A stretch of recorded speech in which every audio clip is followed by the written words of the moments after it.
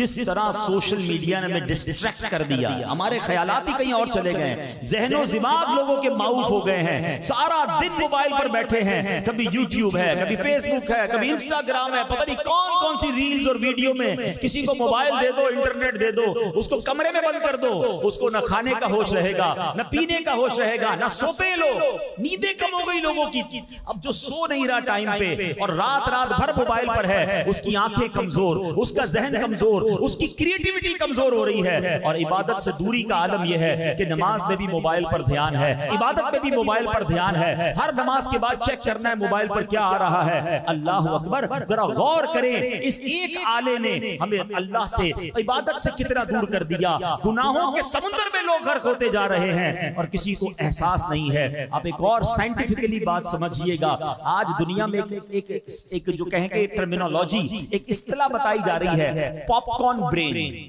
پاپ کارن brain کس کو کہتے ہیں؟ کبھی آپ نے یہ پاپ کارن سمجھتے کیا کہتے ہیں اردو میں اس کو؟ ہم بچے تو ہماری یہاں زبان پھلے کہتے ہیں، پاپ کارن ہی کہتے ہیں، سمجھتے ہیں نا پاپ کارن کس کو کہتے ہیں؟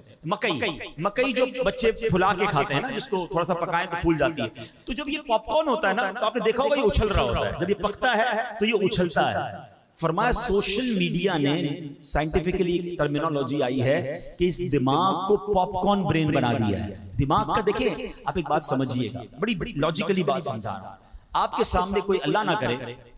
آپ کے سامنے روڈ پر ایکسیڈنٹ ہو جائے اور کسی کی اللہ نہ کرے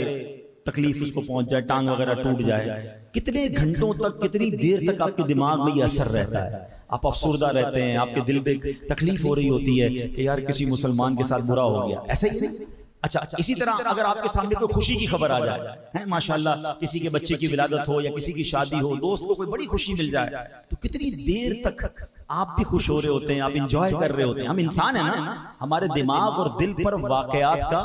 اثر پڑتا ہے اور وہ اثر کافی دیر تک رہتا ہے، یہ نیچرل ہے۔